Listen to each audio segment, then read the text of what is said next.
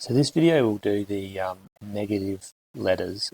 So we're going to continue with what we did in our previous video, and this one should be pretty straightforward. We're going to click the front surface, so it's actually the top, so it's laying flat, and we're going to create a sketch. Now when we do text in Fusion, we have to be in a sketch mode, which we've just activated. Then our text tool should either be above the create word or down in create. Now the box that we're going to draw here doesn't really matter. As long as it takes up most of the space, we can move that later. I'm going to write my name. I'm using my first name because a bit more complex with the I's and the internal part of the A. Now if I select that, I can change, so select the name, I can change the size, so make it appropriate to fit the key tag. I've already had a play with this and it works already, so that's okay. You can see I can move this from side to side, so we want it nice and straight. If you accidentally moved it up like that, we can change that by using the horizontal constraint and clicking the bottom. Once the kind of text menu has been okayed, we can drag and drop that wherever we want it.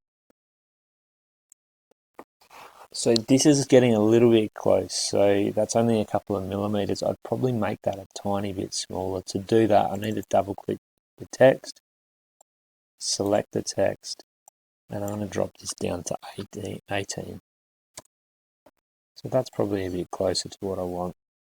Remember we sized the key tag before, so it's 100 millimeters long. So we kind of have to work within that area. If your name's longer, you may need to kind of resize the key tag.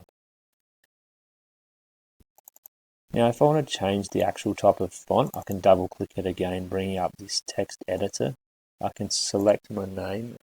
With my roller key on my mouse, I can kind of move through the different fonts. For the sake of what we're doing, we need to really keep it nice and bold. Sometimes capital letters will work better. You've got to try and find something that the internal shapes aren't going to drop out completely and the outside's going to hold together. I did try this font a little bit earlier and it didn't work, so you'll find that some of these fonts won't work properly. So unfortunately, just try and find a font that will extrude nicely. I'm going to keep it really simple. We'll try this font. And I'll click OK. It's resized slightly, so I'll just move it into the middle. I'm going to click Finish Sketch now. I'm going to click Extrude. We'll click just the font itself. Try not to select the actual surface, just the font. Move your work kind of to the side so you can see what's happening. And drop that down through. Now, I guess firstly, if you want an engraved work, you don't want to go through the whole way. So I'm just going to go -1 and press enter. And that's how we can leave the engraving work. We'll do the next part in Ruby, the project software, and we'll fill this in to be black, and that will engrave. If I want to make this a negative shape, a little bit like I showed at the start of the video, we're going to need to cut it the whole way through. So let's double click the feature. Sorry, I just need to move my view up so you can see it a little bit.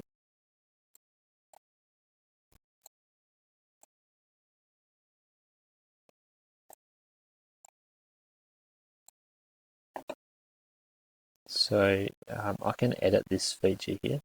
I can double click it and I can drag down so it goes through the whole lot. So you can see that we've got hollow kind of view the whole way through. That's going to make it easy to make this into cut lines. Now the only part of this project which will kind of disappear is the center of the A, because there's nothing connecting. So I'm going to draw a sketch on this surface. I'm going to click the surface itself and go create sketch. I'm going to zoom in on that little piece there. I'm going to draw a rectangle. I'm going to go straight through the center like this as a rectangle. Now we'll use D, or the dimension tool. I want that to be about 1.5 millimeters. If it's any less than that, the laser might burn that little connecting piece and not leave much to hold the A piece. So you can see I'm overlapping the center, I'm overlapping either side. That will ensure that this little bridge actually gets created across the whole way. Finish sketch, extrude, move the work to the side, select all three pieces, and then drop that down. At the moment it's a cut, so I'm going to move from this cut. You might need to expand the view there, and I'm going to make it join. We'll select our extent type to object. We'll rotate our model and click the back of the model and click OK. So that's created that little bridge.